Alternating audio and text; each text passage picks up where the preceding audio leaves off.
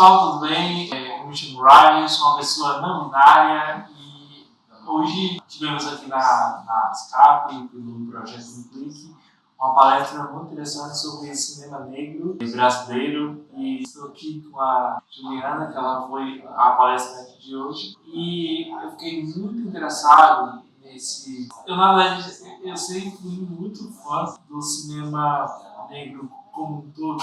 Eu acho que durante todos os meus anos assim, eu tenho 29 anos, eu sempre fiquei muito fascinado pela história, né, da população negra. E sendo eu sempre me perguntando sobre como esses espaços dentro do cinema, principalmente o cinema brasileiro, como essas pessoas, principalmente homens negros, mulheres negras, pessoas não binárias negras, pessoas no sentido geral, como é que elas são representadas assim, na mídia, principalmente no cinema brasileiro. Assim. Então, é muito bom a gente fazer esse apanhado. O cinema negro ele tem uma dimensão ainda que está no processo de encontrando as nossas formas de produzir, de genuinamente. Há pouco a gente falando sobre produções, a gente citou algumas, mas a gente percebe no âmbito geral de que a gente ainda está na fase de recomposição de imagem, de realmente pensar assim, o que está faltando, as suas narrativas que a gente precisa aprofundar no cinema, porque ainda falta muito, porque eu entendo que a gente tem um acervo que não se auto-questiona de mais produções, quando a gente tem 2, 3 obras sobre falar de alguma coisa. Sim. Né? Então, quando a gente coça a cabeça para procurar um filme de um homem negro gay, quando a gente coça a cabeça para procurar um filme de uma mulher trans, preta, ou quando a gente coça a cabeça para procurar um filme de um não binário, significa que a produção da forma não está chegando, esse fomento e esse acesso não está chegando, né? E se trata muito por conta do cinema ainda ser esse lugar muito elitizado, né? E elitizado de todas as formas, né? Dos nossos discursos, do nosso acesso de fato a poder produzir e de também permanecer, porque até quem tem a condição às vezes de ir lá e fazer, como a gente estava falando, muitas das vezes pode chegar numa instância de mostra, numa instância de produção, de liberação, ser barrada, ser violentado, é o que rola, assim, infelizmente. E é isso, tem produções que a gente acha e que a gente consegue lidar com isso, mas ainda são poucas, né? Eu estava falando das produções recentes, e aí ano passado eu conheci um artista, se chama Trajano, ele é de São Paulo e fez um curta lançando as músicas dele. E é um curta que ele fala, se não me engano, são 4 ou 5 faixas, onde ele conta um pouco sobre as aflições, o sentimento de amar, da espiritualidade também, do desenvolvimento pessoal, que é tudo que assola a gente, né, a nossa existência, sobre existir nesse corpo e ter seus próprios desejos, assim, então ele representa maravilhosamente bem pra gente. E então a gente, e aí tem também a Transali, que é uma mulher que inclusive até recomendo procurá-la, Transali maravilhosa, escreveu das coisas que a gente passa uma amostra. E aí ela fala isso nos filmes dela, assim, outras formas da gente pensar a nossa existência, meio que com isso artisticamente também, onde ela às vezes coloca máscaras, onde ela brinca ali com a forma do corpo e com o astral da coisa, né? Então, tudo isso são formas de perspectiva de representar você no mundo, né? Então, eu acho que essas pessoas que estão aí, elas estão produzindo muito, elas são muito talentosas, mas é sempre a gente batendo com estrutura, né? E é muito louco isso, porque a gente está em 2026, né? E hoje, é óbvio que hoje as coisas estão mais, não mais acessíveis, não mais atuais, até porque hoje ainda, infelizmente, ainda tem racismo, ainda tem preconceito, ainda tem várias coisas, mas eu tenho visto muito um avanço muito nisso, principalmente nas novelas, né? Por exemplo, na Globo agora está tendo, eu não estou acompanhando, mas a Globo está tendo uma novela, não sei se é uma novela da Sexta ou uma da Sete. Eu sempre fico meio perdido em relação a isso, mas tem a novela, né, com o Lázaro Ramos e tal, que é outro ator que, assim, sem assim, eu fico muito falado, assim, pra mim ele e a Thaís Araújo, além de outros muitos, mas acho que eles têm coisa que sempre me chamou muita atenção, até quando eu era muito pequeno, porque eu cresci muito tendo esse contato com pessoas negras, né? Eu sou uma pessoa adotada e o meu pai, ele é um homem negro, né? Então, muita coisa que eu tive, por exemplo, de conhecer artistas, conhecer músicos, conhecer alguma parte, eu sempre fiquei mais por pai. Não, eu acho muito interessante isso, sabe? E é isso, eu tenho visto muito principalmente aqui, vamos colocar aqui na Globo, né? É óbvio que ainda tem que avançar muito, mas a gente está tendo uma novela que traz a cultura negra, tanto que é bem engraçado, porque quando saiu o trailer dessa novela, eu achava que era tipo um filme sobre Pantera Negra, porque eu tinha muito isso, sabe? E é aquilo, a novela, o audiovisual, os filmes, as séries, as animações, elas são reflexos da nossa sociedade, né? Que nem a última novela que passou, a gente teve ali, não se falar muito sobre pessoas negras, mas tivemos uma história com assim, um núcleo, né, de uma mulher trans, de duas mulheres lésbicas. Então eu penso muito que a novela, ela representa, e voltando um pouco sobre o cinema negro, eu tenho notado muito isso, que as novelas, olha, a gente precisa, porque tem pessoas que não têm se visto nas novelas. E o que a gente pode fazer? E aí é isso que eu penso, e é isso que eu trago muito aqui, porque parece que, eu entendo que a gente ainda está numa fase inicial, e eu acho que assim, acho que as políticas públicas elas são muito importantes nesse sentido. É para você, porque tem muitos artistas, tem muitas diretoras, tem muitos diretores, tem muitos produtores aqui no nosso país, pessoas negras, pessoas que são talentosíssimas, mas a gente não sabe.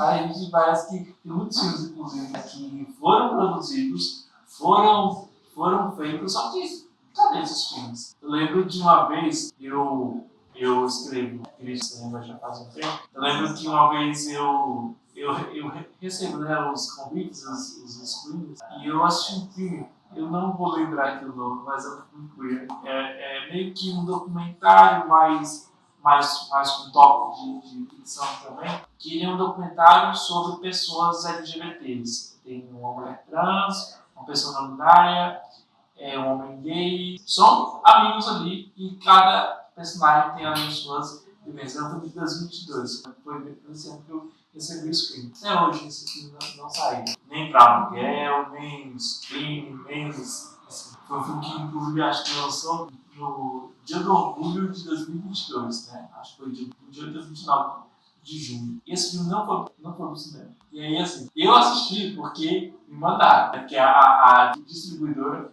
me mandou. Mas se não fosse eu não teria.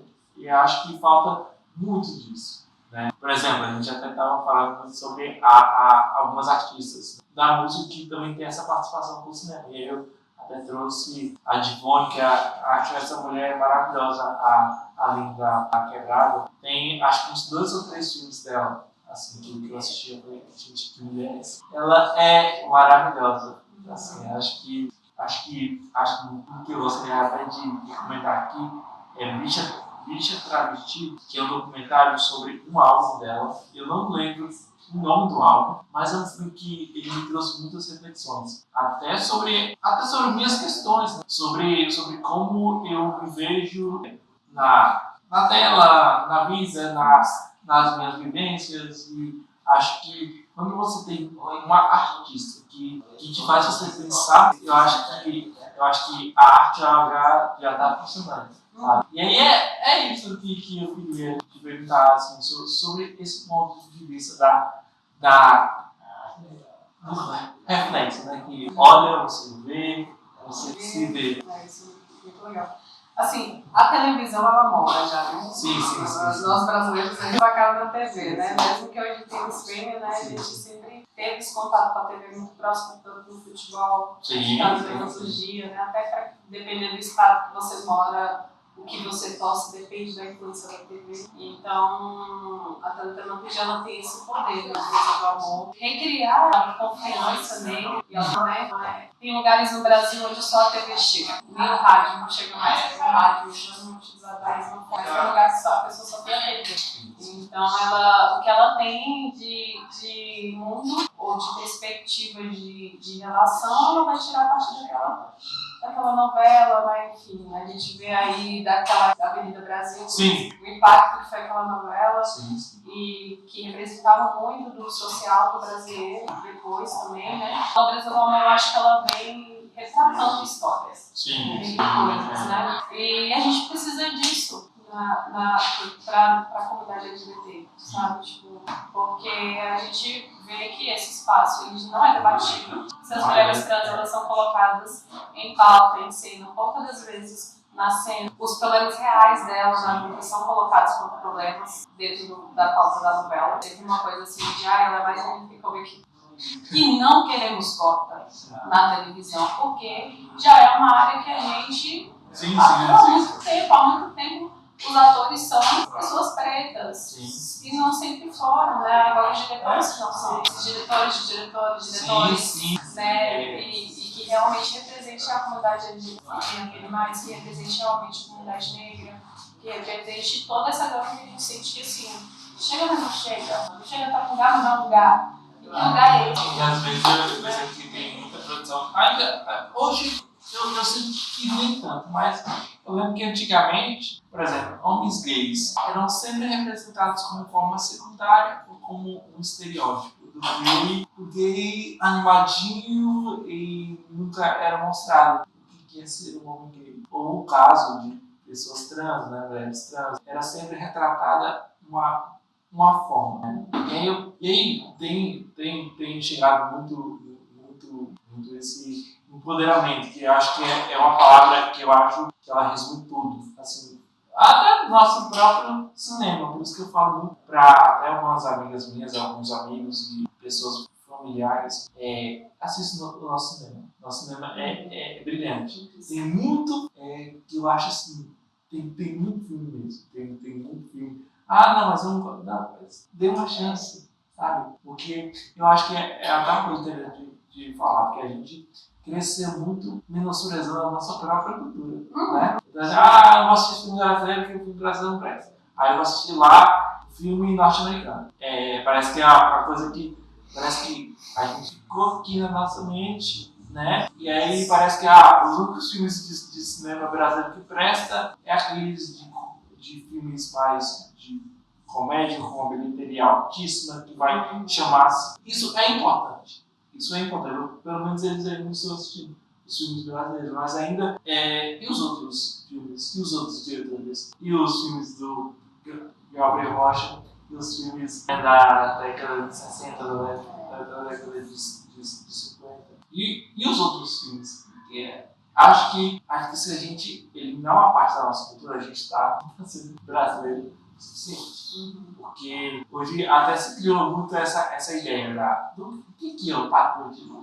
Porque ele tem essa palavra, hoje ela tem significado de um peso. Então, assim, se você escute música brasileira, escute, assiste filmes, séries, novelas, viva o seu país, curta tudo do seu país, sabe? Não escolha, eu vou ficar somente com isso aqui. Isso aqui presta, eu prefiro lá nos Estados Unidos. Acho que é isso que eu queria trazer essa reflexão. Porque essa questão dos filmes também a gente teve muito grande naquela época de DVD, né? A gente e naquele momento era uma produção, um audiovisual insano, assim, saiu filme sempre. Então, o filme 1, o 2, o 3 e o 4. Então, a gente percebe que é uma outra face do cinema que o brasileiro não se dedica. A gente vê esse cinema, mas assim, de uma perspectiva gringa, internacional. Tanto que quando a gente começa a desenvolver um filme mais identitário, a gente começa a falar, cara, isso aqui é cinema brasileiro, né? E porque também essa coisa eu acho que vem muito da síndrome de Vila-Lata, que a gente, desde o início, desde o cinema novo, a gente não olha aquilo a preciosidade que tem, né? Quando a gente vê o Barra Venda, a gente vê a possibilidade que tem aquilo ali, tanto que aquilo ali chega no âmbito brasileiro, a gente fala assim, cara, é mais cinema. Então, por isso que eu falo muito que o cinema verdadeiro está dentro das mostras. O cinema verdadeiro está girando entre os editais, ele está girando entre as mãos, que às vezes nem sempre consegue jogar um filme ali que está totalmente 3 anos, mas a produção ela está querendo existir, ela está querendo viver. Eu acho que é muito válido também a gente chegar nesses produtores, mesmo que sem jeito, assim, pra gente entender como funciona mesmo, sabe? Então, uma fé, a gente tem esse filme, isso também é uma coisa que alimenta a produção, sabe? Perceber que tem gente que te enxerga. Então, talvez você chegar na pessoa que você falou do filme e tal, que você queria ver, e você deixar claro que essa produção é importante. São coisas que fazem o cinema existir, essas trocas, sabe? E que realmente muda a nossa perspectiva, porque assim, um filme desse que consegue ter um impacto, que consegue se adentrar realmente, poxa, ele é educativo. Sim. Ele é, assim, transformador na sociedade. Quando a gente vê a gente ser humano, quando vê a gente se vivendo, produzindo, protagonizando, dirigindo, é demais, assim. Então a gente tem que abraçar essa perspectiva, deixar para trás essa ideia de que o cinema é um todo, que não é, que é essa mistura, não é só essa cara, mas também não é só essa cara, é todas as caras, porque a gente fala da diversidade no Brasil, ela tem que ter no cinema. Sim. Então, acho que é isso. É isso, gente. Esse é o papo de hoje. Foi muito bom, assim. Ter essa troca de ideias. É isso, pessoal. Tchau, gente. Obrigada.